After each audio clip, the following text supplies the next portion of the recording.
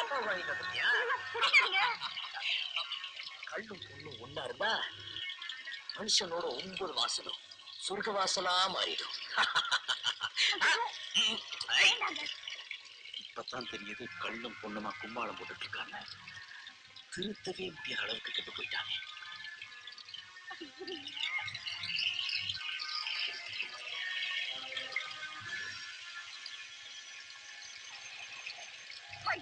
இப்ப நீங்க குடிச்சது கல்லுல மோர் குடிச்சாலே உங்களுக்கு இந்த போதை வருதா? எனக்கு மோருன்னு தெரிஞ்சுக்கிட்டு தான் குடிச்சேன். போதை அதனால வரல. பக்கத்துல இருக்கல்ல அதனாலதான் வந்துச்சு. பிரம்மா உன்னை படைக்கும் போது போதையில தான் படைச்சான் போட்டுருக்கேன். விடுங்க கையா. இத்துடன் இந்த கச்சேரி முடிவடைகிறது.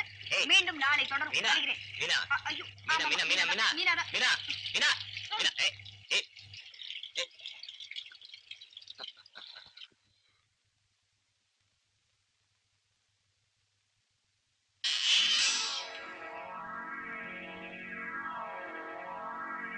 கார்மேகம் சார், ஹைகோர்ட்ல ஜஸ்டிஸ் தியாகராஜன் தந்த ஆயுள் தண்டனை எதிர்த்து நாம் அப்பீல் பண்ண போது புல்மெஞ்சு அதை உறுதிப்படுத்தும் தான் நான் ரொம்ப பயந்துகிட்டு இருந்தேன். உங்களை எப்படியும் வெளியே கொண்டு வர முடியும்னு எங்களுக்கு நல்லா தெரியும். பணம் பாதாளம் வரைக்கும் பாயும்னு இப்ப ப்ரூஃப் ஆயிடுச்சு. இந்த ஏற்பாடெல்லாம் உங்களுக்கு ரொம்ப வேண்டியவர் தான் செஞ்சாரு. அதெல்லாம் அப்புறம் பேசிக்கலாம் sir. Okay. Karmegam. Yes sir. நாளைக்கு கடல்ல நம்ம போட்டுகளை இறக்க வேண்டாம். நாளைக்கு தண்ணியில போகாம நீங்க விடுதலையான சந்தோஷத்தை தண்ணியிலே கொண்டாடலாங்கிறீங்களா? நான் எவ்வளவோ எடுத்து சொன்னேன். அந்த ஜட்ஜ் பணமே வாங்க மாட்டேன்னு சொல்லிட்டான். மனசுல தான் மனுநீதி சோழன் நினைப்பு. எனக்கு ஆயுள் தண்டனை தீர்ப்பு கொடுத்தா இப்போ ஏன் தீர்ப்புக்கு அப்பீலே கிடையாது. இப்ப நாங்க என்ன பண்ணணும்? நீ மார்க்கெட்டுக்கு போய் உடனே ஜம்பு இவனை பார்க்க வர சொல்லு. Okay sir.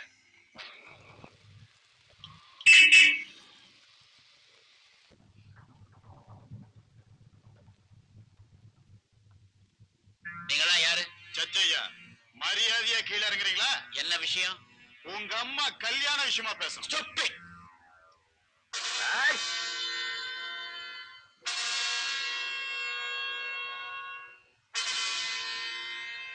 உள்ள உட்காரு. இந்த பையன் அவ அளவுக்கு நீ இறங்கி வரக்கூடாது. உள்ள உட்காரு.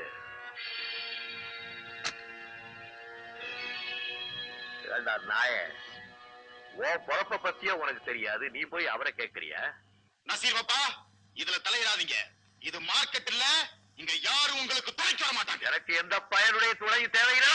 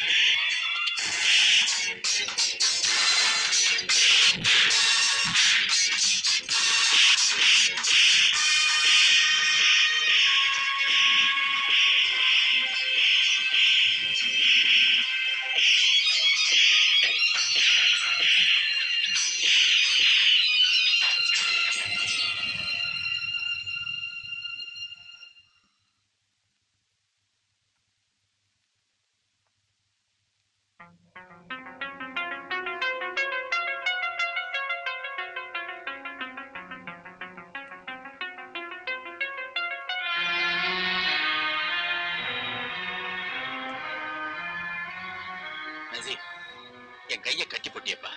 யார் எங்கெங்க இருக்கணுமோ அங்கெங்கதான் இருக்கணும். நேரமாச்சு, புறப்படு.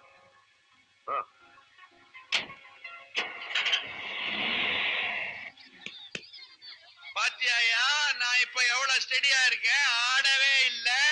மீனாடுது நானாடலே, மீனாடுது நானாடலே. அண்ணே, ஒரு ரூபாய் குடிச்சா நம்ம பரம்பரைக்கே கேவலம். ரெண்டையும் குடிங்க. போனல் எங்கடா? உங்க வாய் தான் போனாலே. கொஞ்சம் நில்லு. போவா, மீனை தொட்டுக்கணும். ஐயோ, மீனை தூக்கி போட்டியப்பா. மீனை போடுறது என்னடா? ஆளைய போடுவேன். இந்த சட்ட பாட்டியில அடிக்கிறதுக்கு ஆளே கிடையாது. நான் இருக்கேன். ஐயோ, என்ன அடிக்கிறா? Uthappa.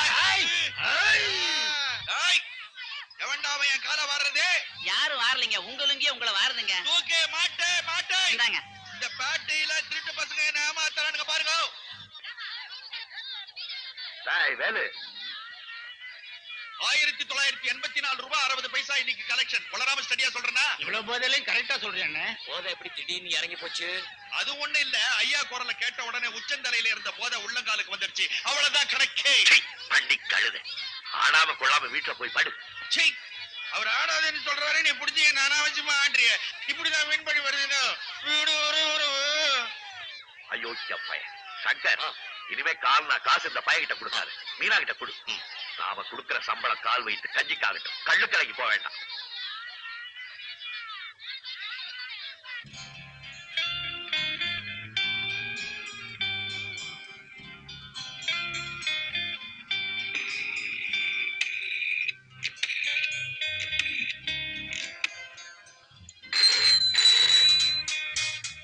Hello. Hello hi Noor. Basheer Saab, ஒரு ப்ரோக்ராம் ஃபிக்ஸ் பண்ணா தவறாம அட்டெண்ட் பண்ணணும். இப்படி ஆப்சென்ட் ஆக கூடாது.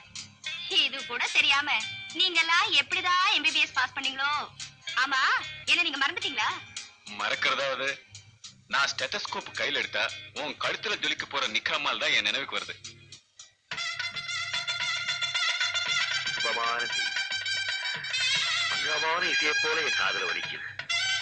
என் மகனுடைய நிக்கா சீக்கிரமா முடியட்டான். எல்லாம் உன்னுடைய செயல். நூர், நான் ஒரு டாக்டர், அதை மறந்துடாத. நான் உன்னை எக்ஸாமின் பண்றதை விட ஒரு பேஷண்ட் எக்ஸாமின் பண்றதுதான் தொழில் தர்மம். மத்தவங்களுக்கு தான் நீங்க டாக்டர், எனக்கு நீங்க ஒரு பேஷண்ட். என் பேஷண்ட் தேடி இந்த காதல் டாக்டர் உங்க வீட்டுக்கே வர போறாரு. ஃபீஸ் என்ன தெரியுமா? ஐயோ வேண்டாம் வேண்டாம். கல்யாணத்துக்கு முன்னாலேயே நீ எங்க வீட்டுக்கு வந்து என்ன கொஞ்சம் ஆரம்பிச்சா எங்க பாப்பா என்ன மீன் வலைய உதறாப்புல உதச்சு உதறிடுவாரு. என்ன சொன்னீங்க? லேசா ஜுரம் இருக்கா? அதுக்கு நீங்க என்ன பண்றீங்கன்னா வெறும் வயித்துல படுக்க வேண்டாம். கஞ்சி, அதான் கஞ்சி கஞ்சி சாப்பிடுங்க, எல்லாம் சரியா போயிடும். என்ன வளர்றீங்க? ஐயோ, என் பேஷண்ட்டுக்கு ஜுரம் முத்தி போச்சு போல இருக்கே. காலையில டெரமைசின் குடிக்க சொல்லி இருந்தேனே, குடிக்கலையா? என்னது டெராமைசினா? அது இப்போதைக்கு 2 ஜெலுசில் சாப்பிடுங்க, அது போதும். மை டியர் நூர், நீ சுத்த மக்கு. நான் உன்னை கொஞ்ச நேரத்துல மருந்து மாத்திரன்னு பேசினா அதுக்கு என்ன அர்த்தம்? எங்க பாப்பா இந்த பக்கம் வந்துட்டாருன்னு அர்த்தம். இத புரியலையா? மண்டு மண்டு. சாரி டார்லிங், நிலைமை புரியாம ஏதேதோ பேசிட்டேன். It's all right Noor. எங்க பாப்பா ஒரு ஆலிம் சாப், சாமியார் மாதிரி. ஒருவேளை நாம பேசுறத அவர் கேட்டிருந்தாலும் அவருக்கு ஒண்ணும் விளங்கி இருக்காது.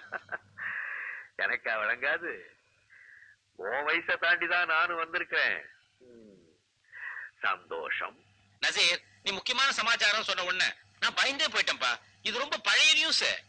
ஆமாண்ணே, பஷீரும் நூர்ஜஹானும் ஒருத்தர் விரும்புற விஷயம் எங்களுக்கு முன்னாலே தெரியும். அப்படியா? அல்ல, எனக்கு இன்னைக்கு தான் தெரியும். பாரு, இந்த பயப்புள்ள பெத்தவனே முட்டாளாக்கி வச்சிருக்கு. பஷீருக்கு நூர்ஜஹானுக்கு கல்யாணம் பண்ணி வைக்கிறதா நானும் சாரதாவும் ஏற்கனவே முடிவு பண்ணிட்டோம். ஆமாண்ணே. நீங்க முடிவு பண்ணா போதுமா?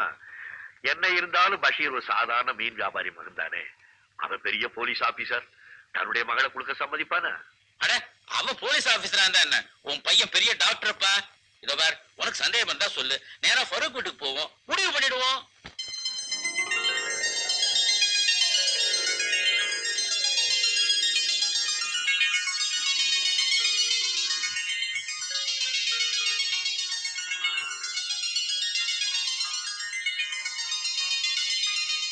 பாப்பா பாப்பா, டீ. அல்லா, சங்கர் எழுந்துச்சுட்டானா பேட்டா? டீயோட போனாதான் எழுந்திருப்பான்.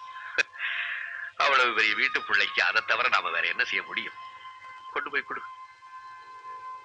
சங்கர், ஏ சங்கர், ஓ, எழுந்துரு.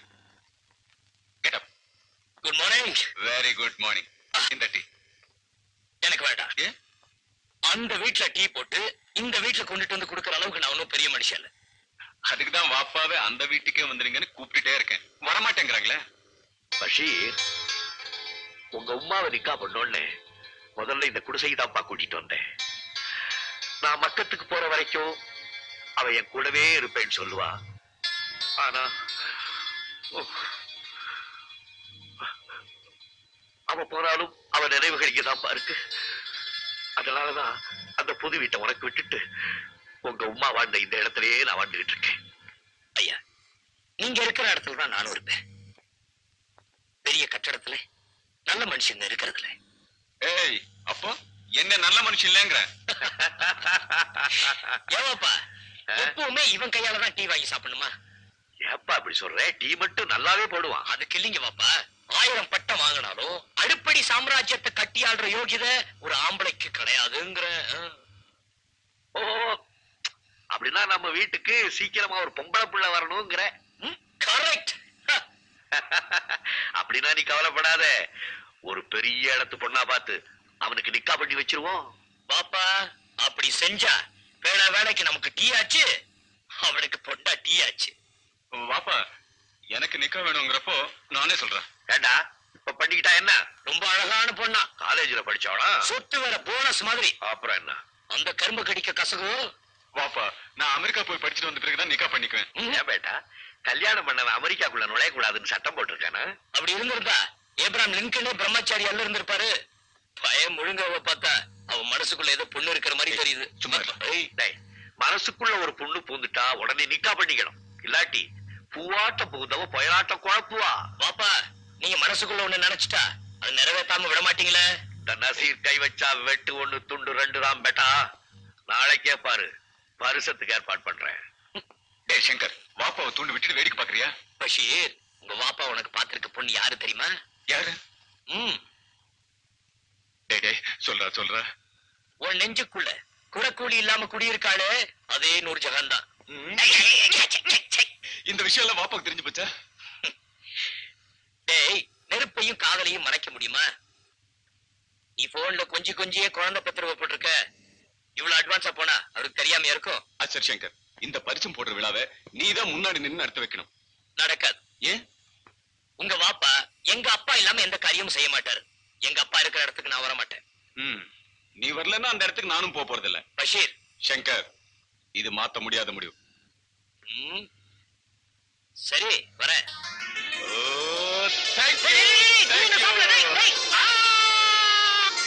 அல்லாவோட கருணையினால நீங்க எல்லாரும் பக்கத்துல இருந்து இந்த கல்யாணத்தை பேசி முடிவு பண்ணிட்டீங்க.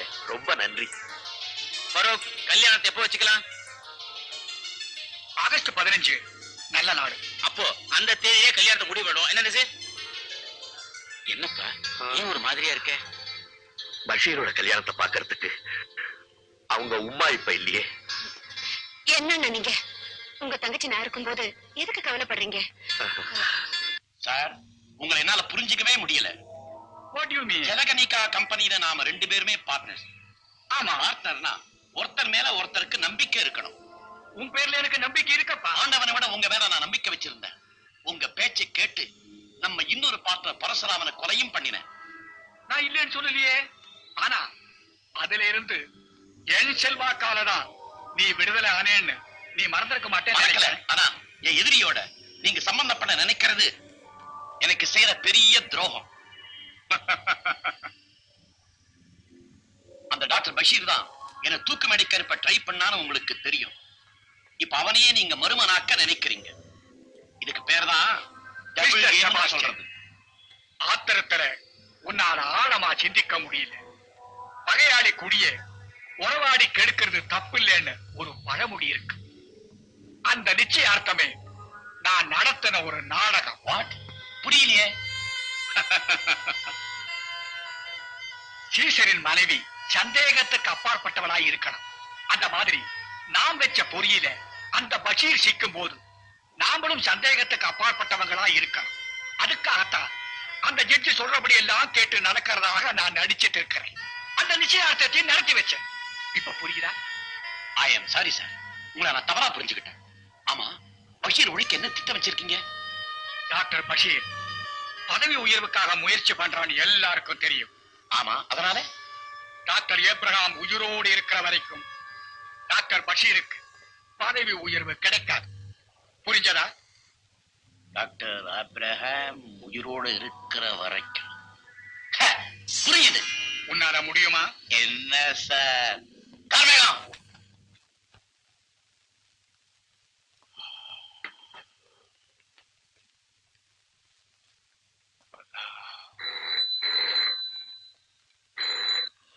S doctor Basheer here. ஐயா, நான் டாக்டர் ஆபிரகாம் வீட்டு வேலைக்காரங்க மைக்கேல் பேசுறேங்க. டாக்டருக்கு நெஞ்சு வலி ரொம்ப அதிகமா இருக்குங்க. உடனே புறப்பட்டு வாங்க ப்ளீஸ், வாங்க. நான் இப்போ புறப்படுறேன்.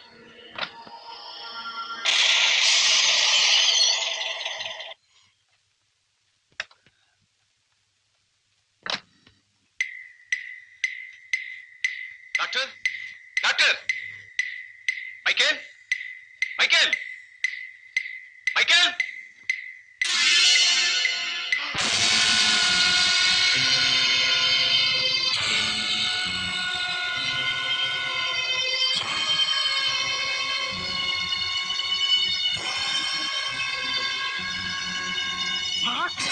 கொலை! ஐயோ, என்ன அநியாயம்! அட பாவி, குருநாதரையே கொலை பண்ணிட்டியே! கொலையா? நானா? மைக்கேல், இந்த கொலை நான் செய்யல. என்ன நம்பு மைக்கேல். ஏசாமி, இப்பவே போலீஸுக்கு போன் பண்றேன். Michael, Michael. Hello hello, police ஸ்டேஷனா? டாக்டர் ஆபிரகாம் வீட்ல இருந்து வேலைக்காரன் மைக்கேல் பேசுறேன் சார். டாக்டர் ஆபிரகாம் சார டாக்டர் பஷீர் கொலை பண்ணிட்டாருங்க. டாக்டர் பஷீர் கொலை பண்ணிட்டாரா? ஆமாங்க, நான் என் கண்ணால பார்த்தேன். டாக்டர் பஷீர் இங்கதான் இருக்காரு. கதவை பூட்டி வச்சிருக்கேன். பாப்பா, பாப்பா. என்னப்பா? டேய், என்ன இது சட்டையெல்லாம் ரத்தம்? பேட்டா, ஏப்பா பேசாம இருக்கு? என்ன நடந்தது? பாப்பா, டாக்டர் ஆபிரகாம் கொலை பண்ணி. அல்லா! யாரு கொலை பண்ணது? யாரும் தெரியல பாப்பா. நான் இங்க போனப்போ நான் தான் கொலை பண்ணேன்னு நினைச்சு வேலைக்காரன் போலீஸ்க்கு போன் பண்ணி சொல்லிட்டான். ஆண்டவரே, இதன சோதனை. என் மகனை நான் இந்த நிலைமையிலேயே பார்க்கணும். பாப்பா, நான் இங்க இருக்கிறதா போலீஸ் என்ன தேடிக்கிட்டு வரோம். நான் புறப்படுறேன். எங்கப்பா போறேன்? அந்த கொலைகாரனை கண்டுபிடிச்சு போலீஸ்ல ஒப்படைக்க போறேன். இருப்பா, எனக்காக தன்னுடைய உயிரையே கொடுக்க என் நண்பன் இருக்கான். அவங்கிட்ட போலீஸ் ஒண்ணும் செய்ய முடியாது. வா போகலாம்.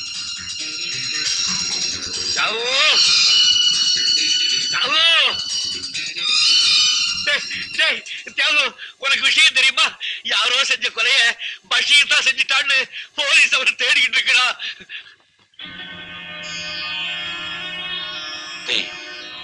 ஃபரூக் போன் பண்ணா. இவன் நிரபராதிப்பா. ஃபரூக் எதுக்காக போலீஸ்காரன் ஏன் வீட்டுக்கு அனுப்புறான்? தியாகு, மானமும் மரியாதையும் உன் சிநேகிதனுக்கு உயிர். இவனை காப்பாத்து. உன் வீட்டுல பாதுகாப்பு கொடு.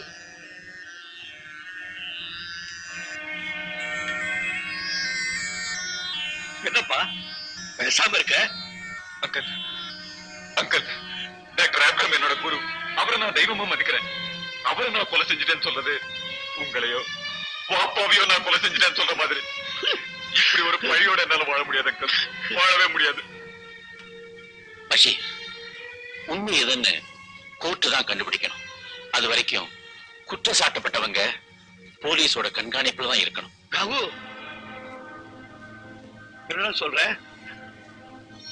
இந்த மாதிரி ஜெயிலுக்கு போய் தான் தீரணும்னு சொல்றியா? இத சொல்றதுக்கு உனக்கு எப்படா மனசு வந்துச்சு? ஆபத்துக்கு உதவி கேட்டு வந்தா கொஞ்சம் கூட இறக்கமில்லாம என் நெஞ்சில் அடிச்சுட்டியே. டேய், நான் உயிருக்குறாரு நண்பன்டா. இல்ல, நீ ஆரோக்கிய சகோதரன்.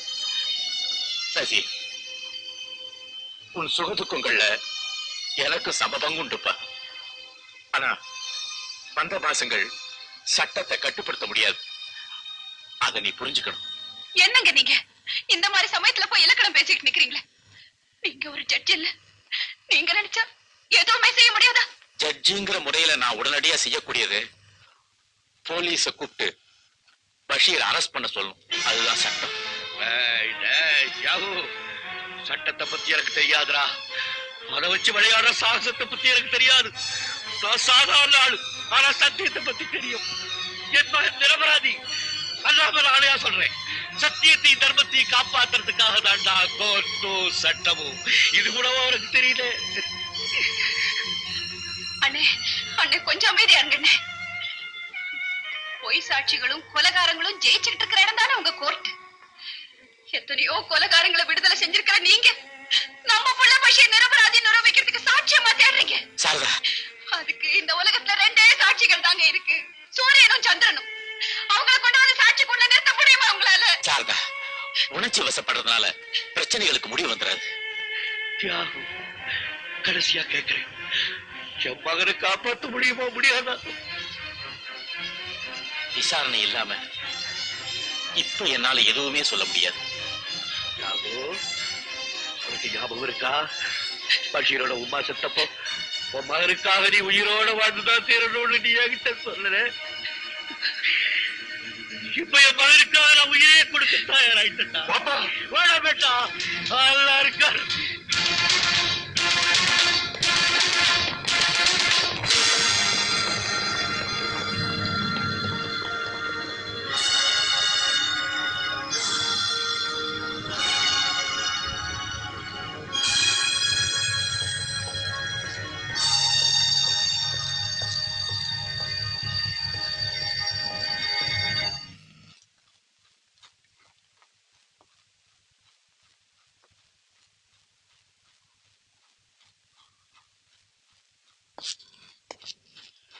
பஷீர், உன்னை கைது பண்ண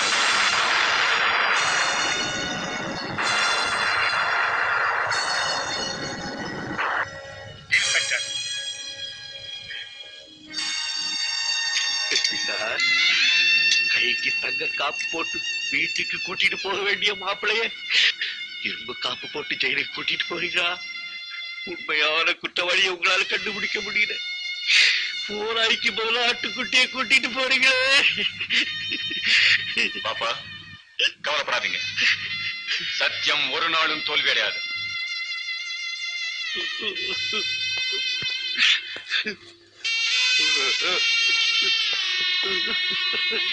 Allah.